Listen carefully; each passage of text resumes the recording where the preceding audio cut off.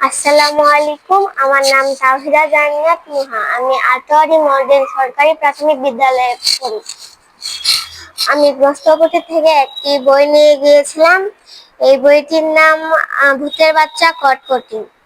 এই বইটির ভিতরে অনেক মজার গল্প আছে এবং এই বইটি পড়লে তোমরা অনেক মজা পাবা। এই বইটির ভিতরে দুটি বাচ্চা একটি ভূতের বাড়িতে যেতে চেয়েছিল এবং সেই ভূতের বাড়িতে অনেকদিন থেকে পড়েছিল। এরা একটি টর্চ লাইট নিয়ে দুজনে সেই বাড়িটির ভিতরে গেল এবং দেখলো যেখানে কেউ আছে। তখন এরা বলল যে এখানে কেউ কি আছে, কেউ আছে। তিনবার বলার পর একটা ভূতের বাচ্চা বলল এখানে কেউ নেই, তোমরা চলে যাও। এভাবে তিনবার বলার পর বাচ্চারা ভয় পেল এবং ভয় পাওয়ার পর বললো তুমি কোথায়, তুমি কে, তুমি এখানে আসো। তারপর যখন ওরা আসলো, আসার পর দেখতেছে একটা ছোট ভূতের বাচ্চা তাদের উপরে ঘুরতেছে।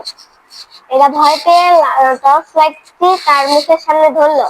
তখন দেখলো ভূতের বাচ্চা ওদেরকে ভয় দেখাচ্ছে এবং একটু পর পর সে চলে যাচ্ছে, আবার আসতেছে, আবার ওদেরকে ভয় দেখাচ্ছে।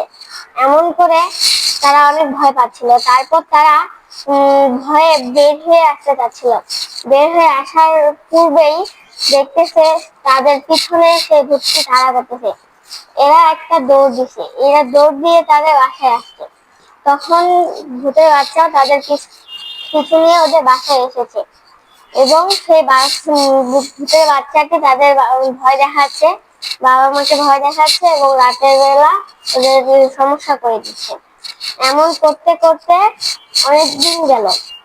অনেকদিন যাওয়ার পর তারা অনেক ভয় পেল এবং তাকে বলল আমরা তোমার কিছু ক্ষতি করেছি, আমরা তোমাকে কিছু করবো না, তুমি চলে যাও। এরপর যখন তারা অনেক ভয় পেল তখন ভূতের বাচ্চা বলল যে আমি এখান থেকে চলে যাব। তারপর ভূতের বাচ্চা তাকে নিয়ে তাদের ওই ভাঙ্গা কুটিরে গেল এবং যাই রাখে আসলো।